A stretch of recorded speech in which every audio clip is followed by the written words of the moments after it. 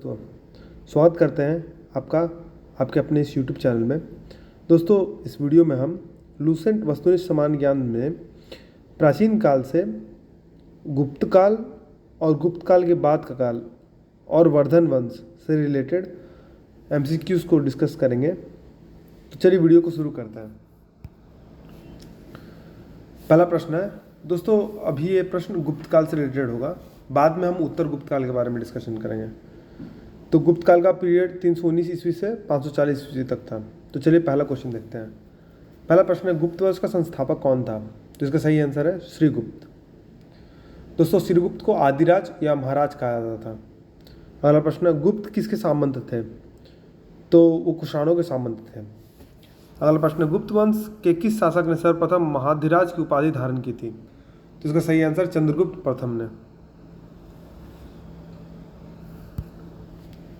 अगले प्रश्न देखते हैं। दोस्तों, सूची 1 में दिया गया है जो अभिलेख है, स्तंभ अभिलेख, उसके बारे में, और वो किसको समर्पित है उसको सूची 2 में दिया गया है। अब उसको आप सही मिलान करना है। तो प्रयाग या इलाहाबाद प्रशस्ति अभिलेख जो है वो समुद्रगुप्त का था, जिसे प्रयाग प्रशस्ति अभिलेख कहते थे। दूसरा बिलसड़ स्तंभ अभिलेख था, वो कुमारगुप्त को समर्पित था। भीतरी स्तंभ अभिलेख था, स्कंदगुप्त को समर्पित था। और मंदसौर लेख था जो बंधु वर्मन को समर्पित था। दोस्तों, स्कंदगुप्त को जूनागढ़ का भी अभिलेख समर्पित था, ये भी आप ध्यान में रखिएगा। अगला प्रश्न है, गुप्त शासन के दौरान निम्नलिखित में से ऐसा व्यक्ति कौन था जो एक महान खगोल विज्ञानी और गणितज्ञ था? तो इसका सही आंसर है आर्यभट्ट। अगला प्रश्न है, गुप्त शासकों की सरकारी या दरबारी भाषा क्या थी? तो संस्कृत थी। अगला प्रश्न है, इतिहासकार V.A. स्मिथ ने किसकी विजयों से प्रभावित होकर उसे भारत का नेपोलियन कह के पुकारा है? उसका सही आंसर है समुद्रगुप्त। अगला प्रश्न है, गुप्त वंश का वह कौन सा राजा था जिसने हुनों को भारत पर आक्रमण करने से रोका? तो स्कंदगुप्त था। गुप्त राजवंश किसके लिए प्रसिद्ध था? तो कला और स्थापत्य के लिए। अगला प्रश्न है, अजंता कलाकृतियां किससे संबंधित है?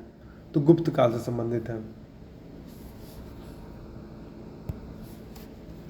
कुछ विद्वानों के अनुसार कवि कालिदास किसके राजकवि थे? चंद्रगुप्त द्वितीय विक्रमादित्य द्वितीय के राजकवि थे। दोस्तों, गुप्त साम्राज्य के बारे में जो उसका क्रोनोलॉजी है उसके बारे में मैं बताता हूँ। गुप्त साम्राज्य की स्थापना श्रीगुप्त के द्वारा की गई थी। उसके बाद उसके शासक थे घटोत्कच गुप्त। फिर तीसरे शासक मैंने चंद्रगुप्त प्रथम, जिनका जो प्रारंभ होता है वो 319 ईस्वी से प्रारंभ होता है। और उसके बाद आए समुद्रगुप्त, जिसको भारत का नेपोलियन कहा जाता था। उसके बाद आए चंद्रगुप्त द्वितीय, जिनके शासनकाल में चीनी यात्री फाहियान आए थे। उसके बाद आए कुमारगुप्त प्रथम, जो कि नालंदा विश्वविद्यालय के संस्थापक भी थे। और स्कंदगुप्त, उसके बाद स्कंदगुप्त, जिनके बारे में अभी हमने जाना कि वो गुप्त वंश के अंतिम शासक थे और उन्होंने हुनों का आक्रमण को रोका था। अगला प्रश्न है, अजंता चित्रकारी का विषय वस्तु निम्नलिखित में से किससे संबंधित है? तो बौद्ध धर्म से संबंधित है। उत्तर गुप्त युग में जो विश्वविद्यालय प्रसिद्ध हुआ वो क्या था? तो वो नालंदा विश्वविद्यालय था। अगला प्रश्न, एरन अभिलेख का संबंध किस शासक से है? तो भानुगुप्त से है। अगला प्रश्न, फाहियान किसके शासन में भारत आया? तो चंद्रगुप्त द्वितीय के शासनकाल में भारत आया। अगला प्रश्न है, भारतीय संस्कृति का स्वर्ण युग या गोल्डन एज क्या था? तो गुप्त काल था। अगला प्रश्न, फाहियान कहाँ का निवासी था? तो चीन का निवासी था। अगला प्रश्न है, सेतुबंध का रचनाकर प्रवर सेन द्वितीय किस वंश का शासक था? तो वाकाटक का शासक था। किस गुप्तकालीन शासक को कविराज कहा गया? तो समुद्रगुप्त को कविराज कहा गया था। स्कंदगुप्त को किस स्तंभ लेख में शक्रोपम कहा गया? तो कहोम स्तंभ लेख में। दोस्तों, जूनागढ़ अभिलेख भी उन्हीं से रिलेटेड है। और प्रयाग प्रशस्ति था समुद्रगुप्त से रिलेटेड। श्रीलंका के राजा मेघवर्मन ने किस स्थान पर भगवान बुद्ध का मंदिर बनवाने के लिए समुद्रगुप्त से अनुमति मांगी थी? तो बोध गया में। मंदिर निर्माण कला का जन्म सर्वप्रथम कब हुआ? गुप्त काल में। चंद्रगुप्त द्वितीय ने विक्रमादित्य की उपाधि कब धारण की? शकों का उन्मूलन करने के बाद। शक के राजा थे रुद्रदमन।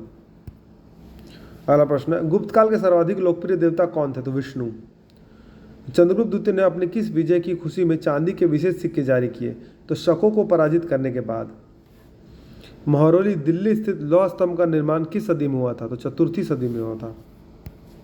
अगला प्रश्न है, फाहियान और ह्वेनसांग ने किन राज्यों को देखा था? तो चंद्रगुप्त, विक्रमादित्य और हर्षवर्धन क्रमशः। यानी फाहियान जो थे चंद्रगुप्त विक्रमादित्य के समय में थे और ह्वेनसांग हर्षवर्धन के समय में थे। धन्वंतरी थे क्या थे? तो चंद्रगुप्त विक्रमादित्य के राज दरबार के नवरत्न में से एक, जो कि प्रसिद्ध चिकित्सक भी थे, धन्वंतरी। अगला प्रश्न है, गुप्तकालीन शासन प्रणाली किस प्रकार की थी? तो राजतंत्रात्मक थी। अगला प्रश्न है, फाहियान द्वारा रचित ग्रंथ फो कुओ की में निम्न में से किसका विवरण नहीं मिलता है?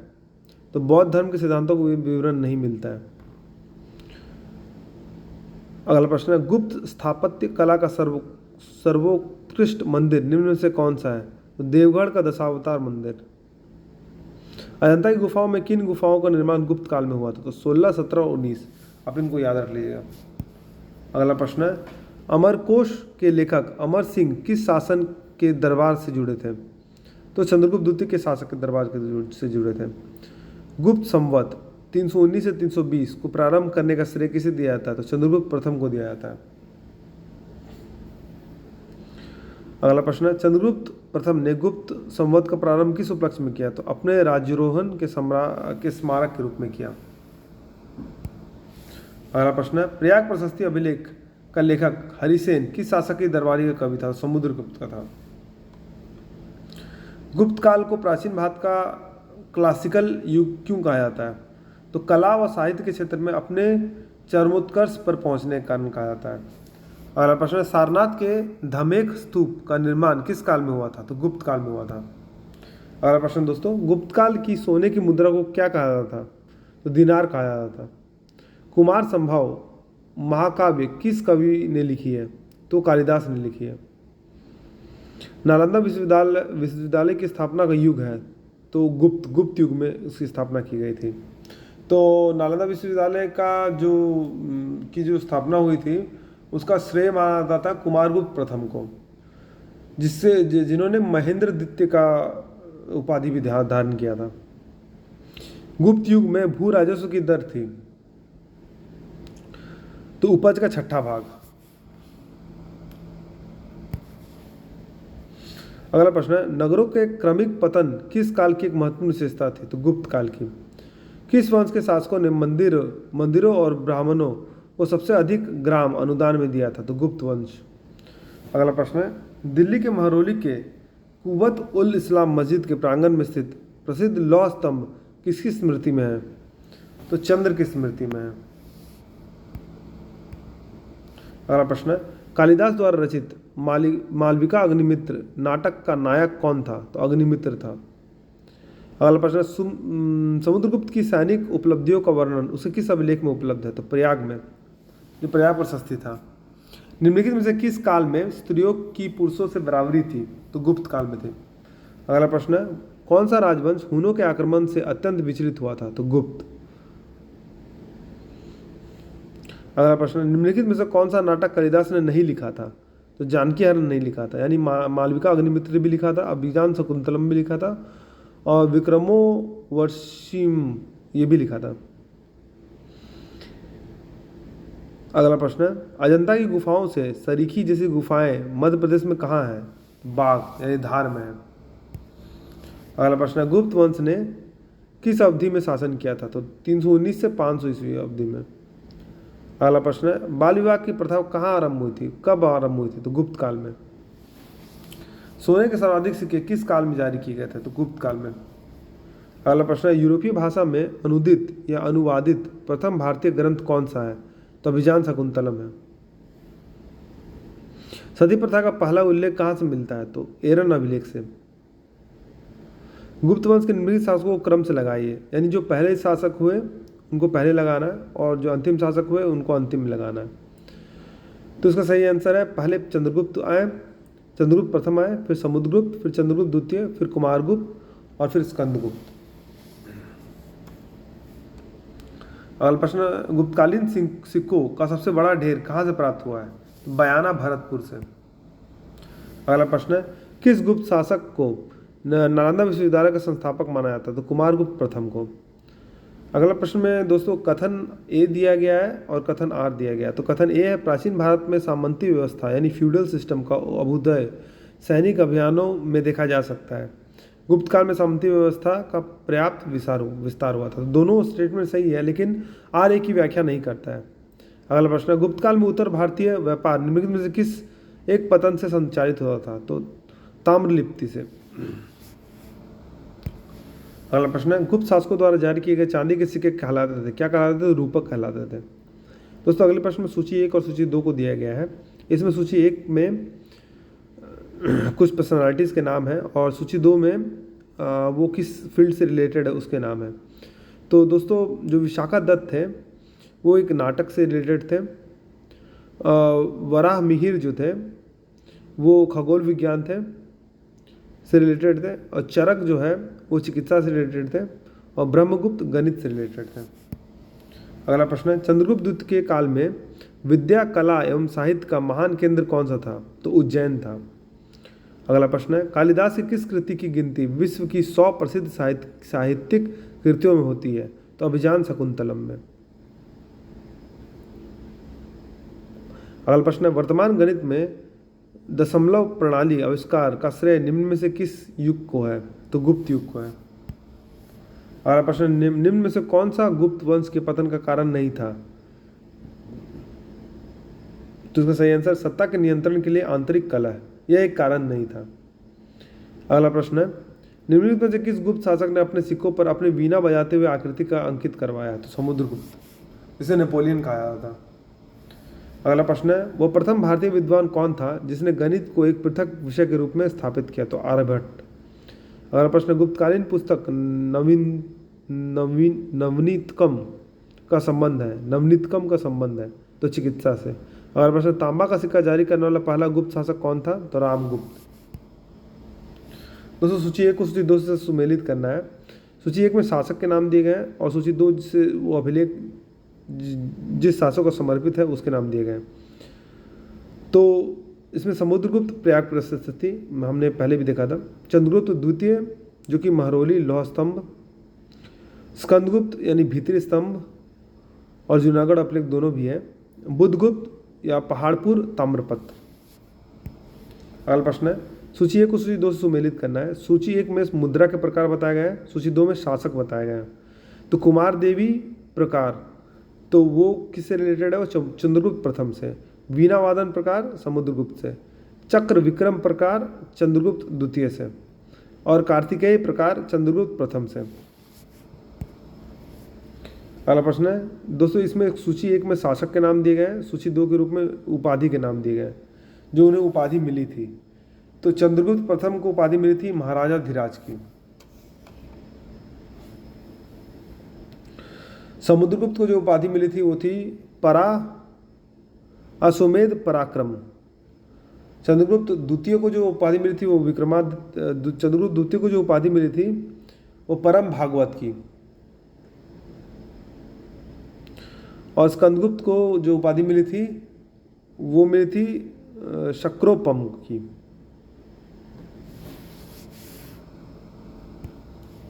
अगला प्रश्न है, दोस्तों सूची 1 में शासक और उनकी पत्नियों के नाम लिखे गए हैं, तो आपको इसमें सही मिलान करना है। तो चंद्रगुप्त प्रथम की पत्नी थी कुमार देवी लिच्छवी, रामगुप्त की थी ध्रुव देवी, समुद्रगुप्त की थी दत्ता देवी, और रुद्रसेन द्वितीय की थी प्रभावती गुप्त। अगला प्रश्न है, किस गुप्त शासक ने दक्षिणापथ में स्थित 12 राज्यों पर धर्म विजय की? तो समुद्रगुप्त ने। सर्वराजोच्युता यानी सभी राजाओं को उखाड़ फेंकने वाले की उपाधि किसने धारण की? तो समुद्रगुप्त ने। अगला प्रश्न है, किसने अंतिम शक शासक रुद्र सिंह तृतीय को पराजित कर उसकी हत्या कर शकों का अंतिम रूप से उन्मूलन किया? तो चंद्रगुप्त द्वितीय ने, जिसे विक्रमादित्य भी कहा जाता था। दोस्तों अगले प्रश्न में रचनाकार के नाम दिए गए हैं और सूची 2 में रचना की नाम दी हुई है, यानी किस रचनाकार ने कौन सी रचना की, तो आपको सही मिलान करना है। तो आर्यभट्ट ने आर्यभट्टीय की रचना की, धन्वंतरी ने नवनीतकम की रचना की, ब्रह्मगुप्त ने ब्रह्म सिद्धांत की रचना की, वराह मिहिर ने पंच सिद्धांतक की रचना की। अगला प्रश्न है, सुदर्शन झील जिसका निर्माण चंद्रगुप्त मौर्य के सौराष्ट्र प्रांत के गवर्नर पुष्यगुप्त ने करवाया था तथा जिसकी मरम्मत पहली बार शक शासक रुद्रदमन ने करवाई थी, कि दूसरी बार मरम्मत किसने करवाई? तो स्कंदगुप्त ने करवाई। अगला प्रश्न है, दोस्तों सूची 1 में प्रशासकीय विभाजन और सूची 2 में प्रशासक के नाम दिए गए, आपको सही मिलान करना है। तो भुक्ति या प्रांत के प्रशासक थे उपरीक, विषय या जिला उसके प्रशासक थे विषयपति, नगर के प्रशासक थे नगरपति और ग्राम के प्रशासक थे ग्रामिक। अगला प्रश्न है, इसमें से कौन सुमेलित नहीं है? आपको उसमें से उसका चयन करना है। तो महाशवपति ये गज सेना के अध्यक्ष नहीं कहलाते थे। अगला प्रश्न है, सुमेलित करना है सूची 1 में सूची 2 को। तो इसका पहला उसका सही आंसर है क्षेत्र भूमि यानी कृषि योग्य भूमि कहा जाता था, वास्तु भूमि यानी निवास योग्य भूमि, अपरहत भूमि यानी जंगली भूमि और खिल भूमि यानी कृषि के लिए अनुपयुक्त भूमि को खिल भूमि कहा जाता था। अगला प्रश्न है, कौन सा सही सुमेलित नहीं है? प्रयाग प्रशस्ति रविकृति की नहीं है, वो प्रयाग प्रशस्ति समुद्रगुप्त को समर्पित थी।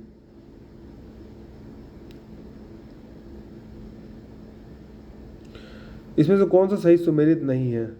तो भृतहरि जो मेघदूतम से मेल नहीं खाता है। अगला प्रश्न, सूची 1 को सूची 2 से सुमेलित करना है। तो इसका सही आंसर है श्रेष्ठी यानी साहूकार को कहा जाता था, सार्थवाह यानी व्यापारी को, कुलिक यानी शिल्पी या कारीगर को और कायस्थ यानी लेखक को।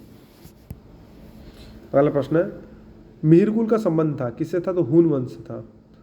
कनौज को सर्वप्रथम महत्ता प्रदान करने वाले कौन थे? तो मौखिर थे। गुप्ता राजा जिसने विक्रमादित्य की पदवी ग्रहण की थी तो चंद्रगुप्त द्वितीय ने।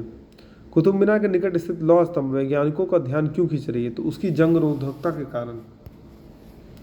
अगला प्रश्न है, प्राचीन भारत में गुप्त काल से संबंधित गुप्त चित्रांकन के केवल 2 उदाहरण उपलब्ध है। इसमें से एक अजंता की गुफाओं में किया गया चित्रांकन है। गुप्त काल के चित्रांकन का दूसरा अवशिष्ट उदाहरण किस स्थान पर उपलब्ध है? तो बाघ की गुफाएं में है। अगला प्रश्न है, पुंड्रवर्धन भुक्ति प्रांत अवस्थित थी, तो कहाँ अवस्थित थी? उत्तर बंगाल में।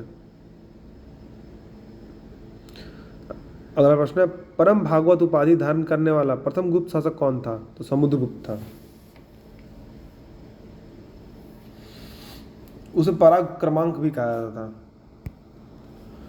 दोस्तों अब हम गुप्त उत्तर काल या वर्धन वंश जो कि 647 ईस्वी तक था उससे रिलेटेड एमसीक्यूज करेंगे। तो इस श्रृंखला में पहला प्रश्न है, थानेश्वर में वर्धन वंश यानी पुष्यभूति वंश की स्थापना किसने की? तो पुष्यभूति वर्धन ने की। दोस्तों सूची 1 में राज्य के नाम दिए गए, सूची 2 में राजधानी के नाम दिए गए, तो आपको सही सुमेलित करना है। तो वर्धन यानी थानेश्वर के थे, मौखरी यानी कन्नौज के थे, वाकाटक यानी पुरिका के थे और मैत्रक यानी वल्लभी के थे। अगला प्रश्न है, दोस्तों सूची 1 में राजवंश का नाम दिए गए, सूची 2 में संस्थापक के नाम दिए गए। तो वर्धन वंश के जो संस्थापक थे वो भट्टार्क थे, मौखिर के ईशान वर्मा, वाकाटक के विंध्य शक्ति थे और मैत्रक के नहीं दोस्तों आपको सही मिलान बताते हैं।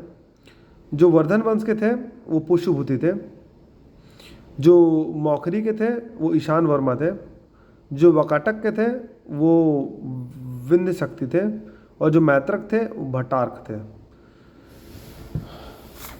बढ़ते अगले प्रश्न की ओर। कदम राज्य की स्थापना मयूर शर्मन ने की थी, उसने अपनी राजधानी बनाई थी, कहाँ बनाई थी? वैजयंती या वनवासी को। निम्नलिखित में से वो कौन अंतिम बौद्ध राजा था जो संस्कृत का महान विद्वान और लेखक भी था? तो हर्षवर्धन। अगला प्रश्न है, हर्षचरित्र किसके द्वारा लिखे गए थे? तो वानभट्ट के द्वारा लिखे गए थे। अगला प्रश्न है, हर्षवर्धन के समय में कौन सी चीनी तीर्थयात्री भारत आया था? तो ह्वेन-सांग आया था। चालुक्य राजा पुलकेशिन द्वितीय को किसने पराजित किया था? तो नरसिंह वर्मन प्रथम ने पराजित किया था। किस व्यक्ति को द्वितीय अशोक कहा था? तो हर्षवर्धन को। अगला प्रश्न है, वानभट्ट किस सम्राट के राज दरबारी थे? तो हर्षवर्धन के, जिन्होंने हर्षचरित्र लिखी थी। हर्ष एवं पुलकेशिन द्वितीय के मध्य हुए संघर्ष की जानकारी कहाँ से मिलती है? तो एहोल अभिलेख से मिलती है। प्रतापशील हुणहरणी हुन हरिन केसरी महाराजा धीराज नामक उपाध्याय निम्न में से किसकी थी? तो प्रभाकर वर्धन की। सम्राट हर्ष ने अपनी राजधानी थानेश्वर से कहाँ स्थानांतरित की थी? तो कन्नौज स्थानांतरित की थी। अगला प्रश्न है, सकलोत्तरा पथनाथ किसे कहा गया है? तो हर्षवर्धन को कहा गया है। वैनसांग ने किसे शिलादित्य कहा है? तो हर्षवर्धन को कहा है। गुप्त वंश के ह्रास के पश्चात उत्तर भारत में बड़े भाग का पुनर्गठन किसने किया? तो हर्षवर्धन ने किया। बंगाल का कौन सा शासक हर्ष का समकालीन था? तो शशांक था। अगला प्रश्न है, चालुक्य शासक पुलकेशिन द्वितीय ने किस नदी के किनारे हर्षवर्धन को पराजित किया था? तो नर्मदा नदी के किनारे। बहुत इंपॉर्टेंट क्वेश्चन है दोस्तों, याद रख लीजिए। हर्ष के शासनकाल में उत्तर भारत का सबसे महत्वपूर्ण शहर कौन सा था? तो कन्नौज था। हर्ष की जीवनी किसने लिखी थी? तो वानभट्ट ने लिखी, जिन्होंने हर्षचरित्र लिखी थी। हर्षवर्धन अपनी धार्मिक सभा कहाँ किया करता था? तो प्रयाग में किया करता था। वर्धन वंश की राजधानी थानेश्वर किस प्रदेश में स्थित है? तो हरियाणा में है। हर्षवर्धन की बहन राजश्री का विवाह किसके साथ हुआ था? तो मौखरी नरेश ग्रह वर्मा से। अगला प्रश्न है, हर्षवर्धन के अग्रज राजवर्धन II की हत्या किसने की थी? तो गौड़ नरेश शशांक ने की थी। हर्षवर्धन ने 606 ईस्वी में हर्ष संवत की स्थापना किस उपलक्ष्य में की थी? तो अपने राज्यारोहण के उपलक्ष्य में की थी। कौन वर्धन वंश की राजधानी थानेश्वर से कन्नौज ले गया? तो हर्षवर्धन। कन्नौज किस प्रदेश में स्थित है? तो कन्नौज उत्तर प्रदेश में स्थित है। वैनसांग की भारत में यात्रा के समय सूती कपड़ों के उत्पादन के लिए सबसे प्रसिद्ध नगर था? तो मथुरा था।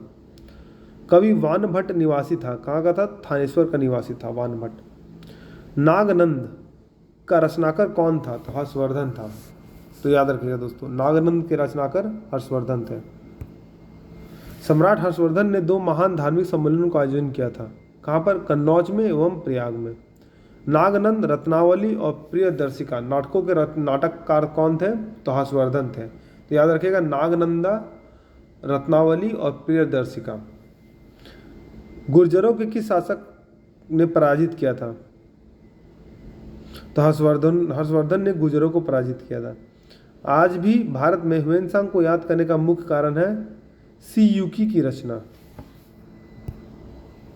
अगला प्रश्न है, हर्षवर्धन के विजयी जीवन में एकमात्र पराजय देने वाला पुलकेशिन द्वितीय कहाँ का शासक था? तो बादामी बातापी का शासक था। हर्षवर्धन ने अपनी पुत्री का विवाह वल्लभी नरेश से किया था, जो कि उसकी एक बड़ी कूटनीति उपलब्धि थी। वल्लभी नरेश का नाम क्या था? ध्रुवसेन द्वितीय। 641 ईस्वी में किसने चीन के राजा ताई त्सुंग के पास एक राजदूत भेजा था? तो हर्षवर्धन ने भेजा था। हर्षवर्धन के भारतीय मिशन के जवाब में चीनी सम्राट ताई त्सुंग ने 3 चीनी मिशन हर्षवर्धन के दौरान भेजे, जिसमें से एक मिशन हर्षवर्धन के मरणोपरांत पहुंचा। अंतिम मिशन में शामिल उस चीनी राजदूत का क्या नाम है जिसने हर्ष की मृत्यु के तुरंत बाद जो घटनाक्रम घटित हुआ उसका विस्तार से वर्णन किया है? तो इसका सही आंसर है वांग वेंत्से। अगला प्रश्न, किस चीनी यात्री को वर्तमान शाक्य मुनि या यात्रियों में राजकुमार कहा जाता है? तो वैनसांग को। वैनसांग भारत में लगभग कितने साल रहा था? 14 साल रहा है। वैनसांग के समानार्थ एवं महायान धर्म के प्रचारार्थ हर्षवर्धन ने कहाँ महासभा का आयोजन 643 ईस्वी में करवाया? तो कन्नौज में। कुंभ मेला को प्रारंभ करने का श्रेय किसे दिया था? तो हर्षवर्धन को दिया था। अगला प्रश्न है दोस्तों, नर्मदा नदी पर सम्राट हर्ष के दक्षिणवर्ती अग्रगमन को रोका, किसने रोका? तो पुलकेशिन द्वितीय ने। इसी संदर्भ में बता दें दोस्तों, हर्षवर्धन कभी भी पराजित नहीं हुए, लेकिन पुलकेशिन द्वितीय से पराजित हुए। निम्नलिखित में से किसने नालंदा विश्वविद्यालय को 100 ग्रामों की आय दान स्वरूप में दिए थे? तो हर्षवर्धन ने 100 ग्रामों को दिए थे। सूची 1 को सूची 2 से सुमेलित करना दोस्तों। सूची 1 में रचना के बारे में दी गई है, सूची 1 में उसके रचनाकार कौन थे उसके बारे में बताया गया है। तो हर्षचरित कादम्बरी, तो वो बाणभट्ट। नीति शतक, श्रृंगार शतक और भक्ति शतक, ये किनके द्वारा? तो भर्तृहरि के द्वारा। सूर्य शतक किसके द्वारा? तो मयूर के द्वारा। और प्रियदर्शिका, रत्नावली और नागनंदा, प्रियदर्शनी, रत्नावली और नागनंदा वो हर्षवर्धन के द्वारा। पहला प्रश्न है, निम्नलिखित में से कौन हर्षवर्धन के दरबार से संबंध नहीं था? तो वो कालिदास से संबंधित नहीं था। कथन 1 में कथन आर को आपको सही करना है। हर्षवर्धन ने किसी नवीन शासन प्रणाली को जन्म नहीं दिया, और उसका रीज़न है हर्षवर्धन ने गुप्त प्रशासन प्रणाली को कुछ संशोधनों के साथ अपनाया। तो दोनों सही है और आर ए की सही व्याख्या करता है। कौन सही सुमेलित है? तो सभी सुमेलित हैं, यानी कि अवंती हर्षवर्धन का प्रधानमंत्री, सिंहनाद ये महासेनापति, और कुंतल यानी सेनापति अश्वसेना। अगला प्रश्न है, किसका कथन है भारत के लोग गर्म मिजाज के हैं और उन्हें जल्दी गुस्सा आता है परंतु ईमानदार होते हैं, भारतीय स्वच्छता प्रेमी है? तो वेन-त्सांग। अग्रहार का अर्थ क्या था? तो ब्राह्मणों को दिए जाने वाला कर मुक्त भूमि अनुदान। अगला प्रश्न है, घटी यंत्र तुला यंत्र का प्रयोग होता था किसके लिए? खेत की सिंचाई के लिए।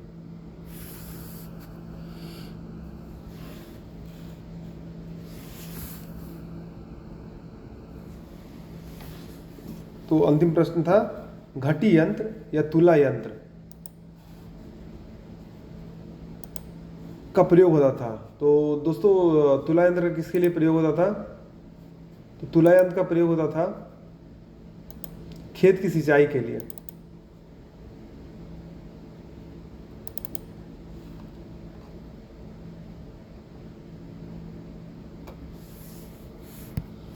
अगला प्रश्न है, दक्षिण भारत के संदर्भ में एरीपत्ती का क्या अर्थ था? तो जलाशय की भूमि को एरीपत्ती बोला जाता था।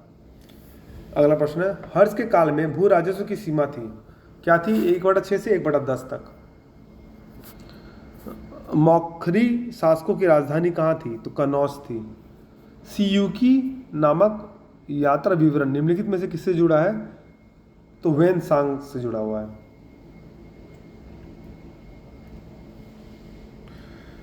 दोस्तों अगर आपको ये वीडियो पसंद आया तो इस वीडियो को लाइक करें, चैनल को सब्सक्राइब करें और बेल नोटिफिकेशन को दबा दें ताकि आपको इसी तरह के यूज़फुल कंटेंट्स जो कि वेरियस एग्ज़ाम जैसे कि एसएससी,